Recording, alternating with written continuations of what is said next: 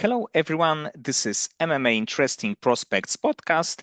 Today, our guest is Amari Sengsavanh, who will fight on Fusion Fight League January 10th. Hello, Amari. How are you? I'm doing fabulous. How are you?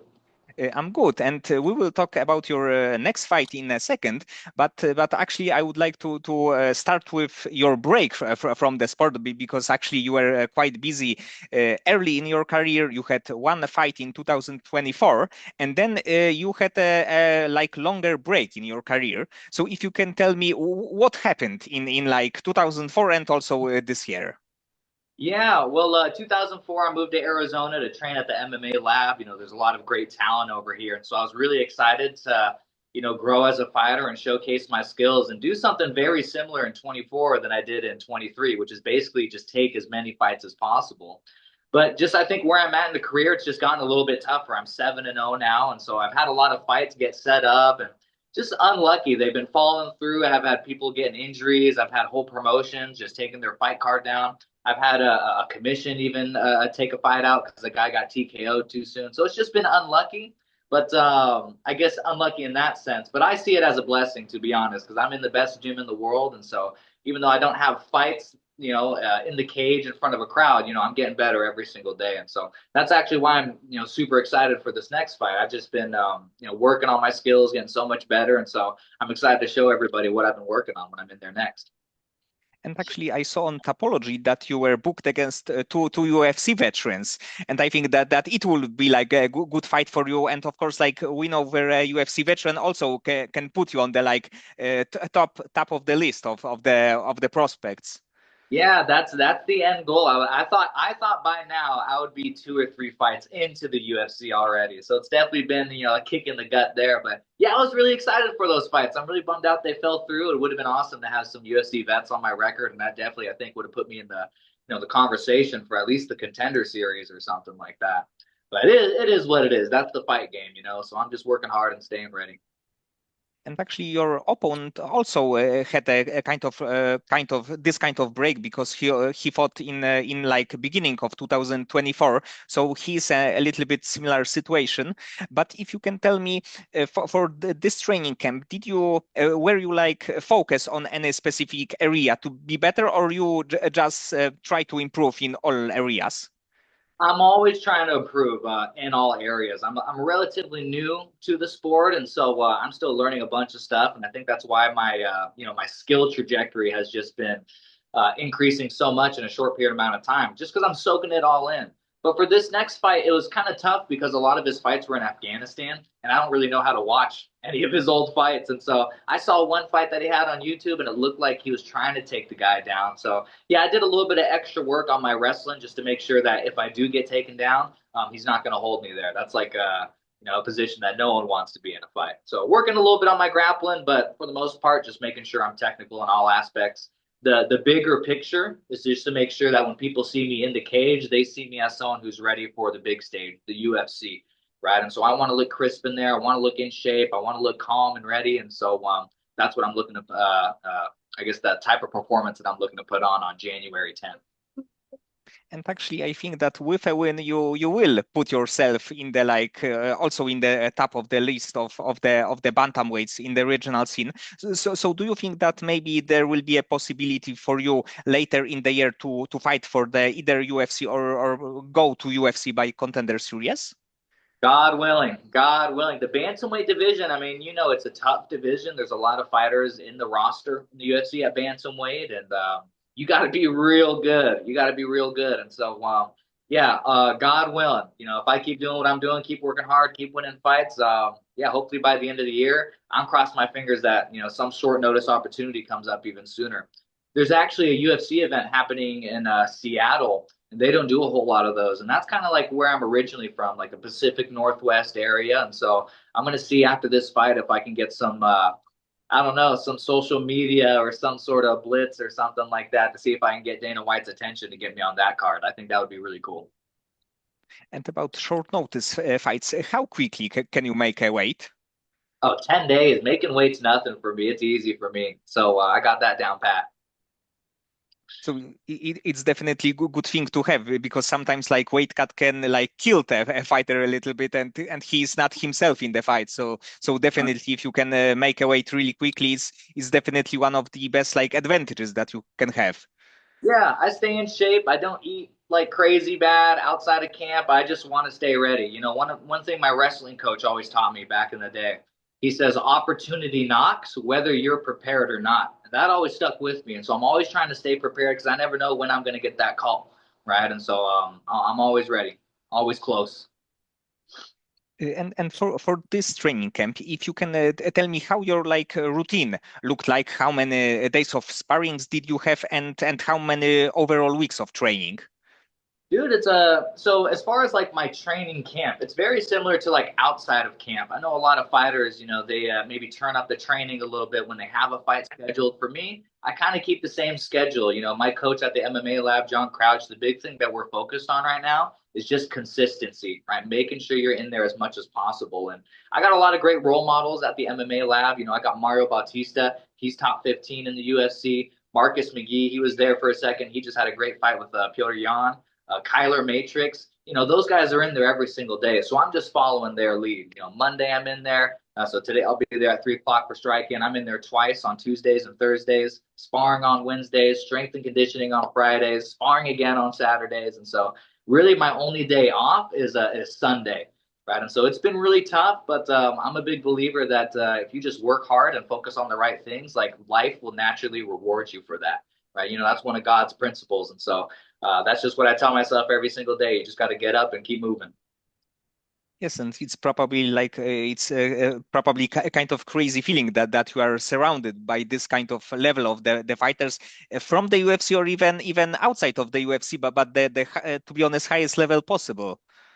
Yeah, it's crazy. That's why I moved over here. It's honestly, super surreal. Like you, I was a big fight fan growing up, and so I looked up to these guys a lot. And I think that's a good testament to the environment that they have at the MMA lab as well. It's just everyone was so super welcoming to me. They didn't have any like, it didn't feel like there was like a club that I needed to get in. Everyone's really just looking to push each other up.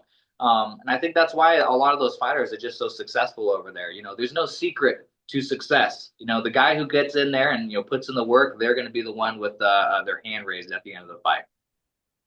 And how old were you when you thought about MMA as the like career path for you? Well, it's funny because I'm still kind of settling into the fact that this is like my career path, right? Because I'm 29 right now, so and I started fighting about 3 years ago. And when I originally started fighting 3 years ago, it was just because I wanted to meet people. I had moved to a new town. I didn't know anybody. Like I said, I've always been a fan of MMA, and I was a big wrestler back in the day.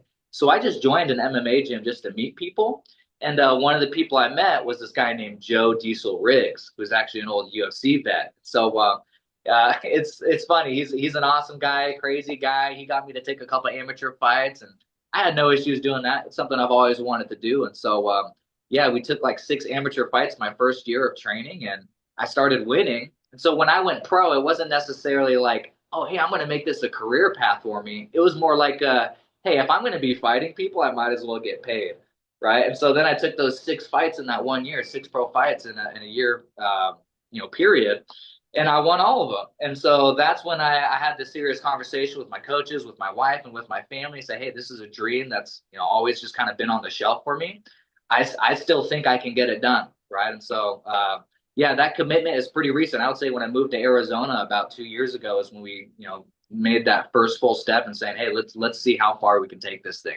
So we're on our way to the top. We're going to keep our foot on the gas pedal and yeah, just keep having fun with it. That's But the key. but definitely in your fights you showed that you have a really good striking. That you, of course, you can take people on the ground, but in the end you are a very good striker. And I think that also your cardio is also a really big weapon of yours. So definitely you are not a one-dimensional guy, but the guy who's got tools everywhere. I appreciate that. Yeah, that's the fighter I want to be. I want to be dangerous everywhere. And again, with the level that these fighters are at these days, especially in the UFC in that bantamweight position, I mean, Piotr Jan's a champion right now. He can do everything, right? So you got to be able to do everything these days. And so, yeah, I'm very grateful that I had that wrestling background.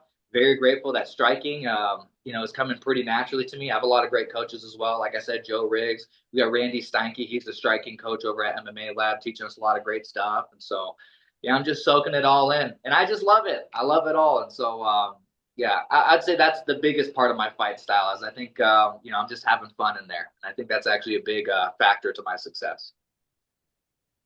And of course, I'm like MMA fan for many years, and I'm big fan of Benson Henderson, of course, because he's like legend from WEC, from UFC. And do you have maybe a favorite moment of his career? Because of course he's got so many great moments, but maybe you have like one. Yeah. Benson Henderson, as far as like a moment, I don't necessarily think I have like a favorite moment of Benson, but what I love about Benson is just that he has like the heart of a champion, right? He's in the room still. He's still training with us at the MMA lab, and so he's leading from the front. And he's just such great energy. He's got such a great attitude, and I think that's the biggest inspiration that I take from Benson is just his mindset, right? So it's definitely a huge blessing to have him in the room, but it was also really great. I had him in my last Arizona fight. He was actually in my corner, and that was one of the coolest things ever. Just have him in the corner. I heard him, just having his energy there. I think it definitely helped me. I don't know, just get that win that night. Yes, and in the end, he was a WEC champion, UFC champion, and even like many years after, he fought for Bellator titles. So it was kind of crazy that for over like 10, like even almost 15 years, he was able to be on the top. Oh yeah, and he's a freak of nature, man. He's still like he'll show up to the sparring, and he's there from the first round, and then he's the last guy on the mat every single time. So yeah, he's just something different for sure. And do you have a fighter from the UFC, from bantamweight division that you would like to fight against? Because of course you are this kind of prospect that you are really close, in my opinion, to being signed to the UFC. So the fight even may happen. But do you have maybe one name from the UFC roster? Yeah, you know what? I think a fight with Peyton Talbot would be pretty cool. Just because he's got a lot of hype behind him right now. Now that he just beat Henry Cejudo, that might put him a little bit out of reach, just because I'd be making my debut. But I remember that was one that I was eyeballing. I was like, hey, I bet if they put me in the ring with Peyton Talbot, I'd be able to surprise a lot of people. But right now, man, anybody, throw me in the cage with anybody in the UFC. Just get me on that stage so I can show people what I can do. Yes, but with bantamweight, the problem is that this division is so deep that it's like rank fighters, but probably you can make a few other rankings because the level is so high. Yeah. Yeah. Well, luckily, so I'm a good fighter, I think. I also think I'm very entertaining, as far as like on the mic. I'm pretty handsome, if I do say so myself. And so hopefully that, puts some things in my favor there as far as getting me on that stage. And from your current experience, what kind of lessons MMA taught you for like many years of your training and also fighting? Yeah, that's such a tough question to answer because that's kind of the whole reason why I love this journey so much is, I think everyone has different reasons why they fight, right? And it's something that I think about a lot because, it's not the easiest thing to do in the world. And I think that's one of the reasons why I love it. Fighting is like one of the ultimate, like, forges for a man. And what I mean by that is because it's so challenging, there's so many things that as far as the training schedule, not only physically challenging, but mentally challenging. Just having a fight on the schedule, knowing that, like, hey, 2 weeks from now, I'm going to go walk into a cage in front of a crowd, in front of a bunch of people, and I'm going to go have to just show off my skills, right? And not let the nerves get to you. I mean, there's just so many challenges that the sport of fighting throws at you. And because of that, there's so many lessons that you can learn from it, right? Lessons about, just what I'm capable of, learning how to stay in the moment, testing my faith, challenging yourself in something where, hey, the outcome isn't guaranteed, right? But I'm going to go out there and take care of it anyways. And so, I mean, it's a great question, but that's the whole reason why I love it. Fighting is just a great way to test yourself and grow as a person as well. Right. So I'm learning lessons every single day just by going on this journey. As some time ago, like a few years ago, Dominic Cruz said that ring rust doesn't exist. And do you think that in your case it can be a little bit problem, especially in the beginning of the fight, or do you think that it will be like a normal fight for you? It's not going to be an issue for me. I love doing this stuff. Even when I had my first ever MMA fight, I've always been able to stay pretty cool, calm, and collected, right? And it's just because I don't really focus on the outcome a whole lot. I focus on the performance, right? And so every time I'm going into a fight, I'm more just thinking about like, hey, I say a prayer, and the prayer is along the lines of just like, I pray that I'm able to put on a performance that honors the work that I've put in, right? Because I work hard. I work hard outside of the camp. I make the sacrifices necessary to be successful in there. So I don't have a whole lot of nerves going into it. I just pray that I'm able to showcase my skills and put on a good show for the people. So I don't think that's going to be a problem for me at all. If anything, Martina, I'm eager, man. I got to get back in there. I've been like shaking the outside of the cage, saying "Let me in," and so yeah, I'm excited to get back in there and show people what I've been working on for sure. And outside of MMA, do you have like non-fighting related hobbies? Hobbies. You know what? Not really. Not really. I play guitar a little bit.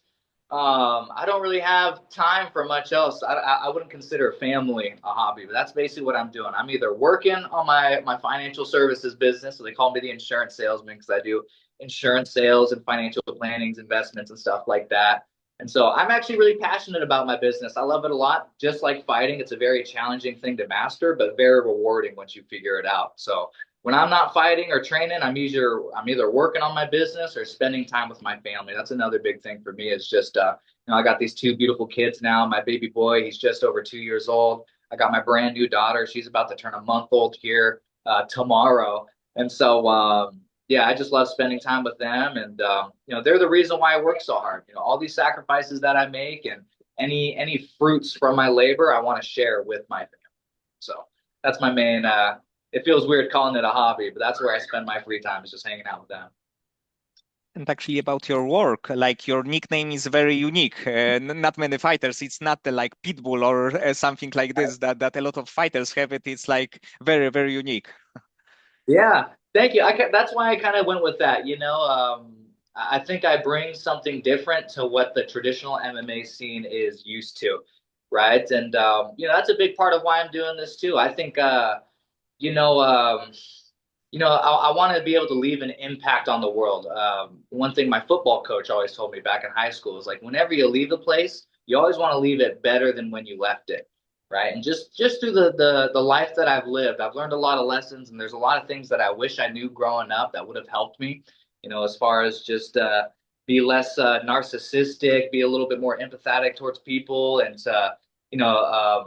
prioritize hard work, to believe in yourself, to test your faith. And so um, and I know I'm kind of rambling here, but that's kind of what I'm bringing to the table is just something different. I want to lead by example. And so with the nickname insurance salesman, I thought at first it was funny because like what MMA fighter wants to lose to an insurance salesman, right? And so it kind of puts a little bit of pressure on the opponent. But I also think it just kind of represents where I come from. Like I'm not some freak athlete. I'm just a guy who works hard. I had a dream, and I just decided to go after it. So I'm hoping that it inspires people to go after, their dreams. If they have something that they said, hey, this is something that I wanted to do, but maybe just like it wasn't the right timing, or maybe that's maybe for when I was younger. I hope I can inspire people to take that jump, no matter where you're at in life. If you have a dream, go after it. And I think that's what God wants us to do is to. I think He gave us all talents. He wouldn't put a dream in your heart if you didn't have the skills to go out and accomplish it. It's just being brave enough to go out and get it done, and then doing the work required to be successful when all is said and done. So, yeah, it's a silly name, but it carries a lot of weight with it. Yes, but I agree with this mindset that if you have a chance, you should try. Even if you fail, you still can like look at the mirror and said that you try, and in the end, it can be like a really interesting history in your life. But if you are like sit and do nothing, not trying, it's probably not a good like way of living.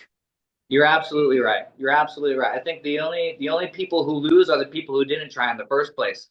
You know what I mean? And so as long as you get out there, you go out and do it, and last thing you want is to be on your deathbed and have regrets, right? I want to limit the amount of regrets that I have when all is said and done in life. And so, if you have something on your heart, definitely go after it.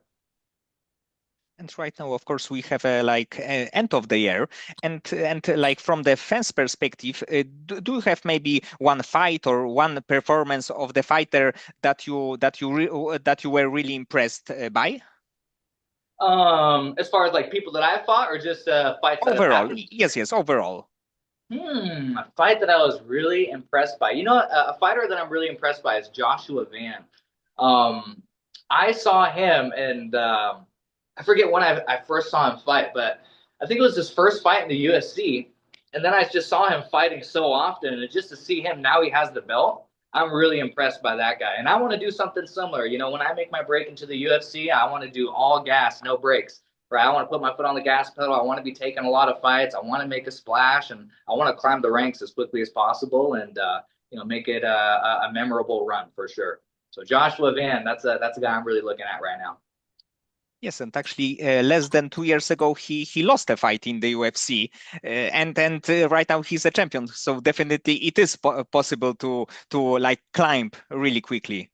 100%. You only lose if you quit, right? And so, yeah, he lost that fight, but it didn't seem to derail him at all. He just kept his foot on the gas pedal, kept winning fights, kept taking fights after that, and I think fortune favors the bold, in situations like that. And so, I'm a big believer in that, and yeah, so I'm looking to do something similar. Okay, Amari, so many thanks for the time and for conversation. I'm really hoping that you will win this fight and you will get another fight really quickly. And of course, I think that UFC it's really possible for you this year. So definitely, like finger crossed for it. Thank you, man. Thank you, man. God willing, we'll get there. And when I get there, Martine, reach back out. Let's do another one of these when I'm in the UFC, and we'll chat again. See where we're at.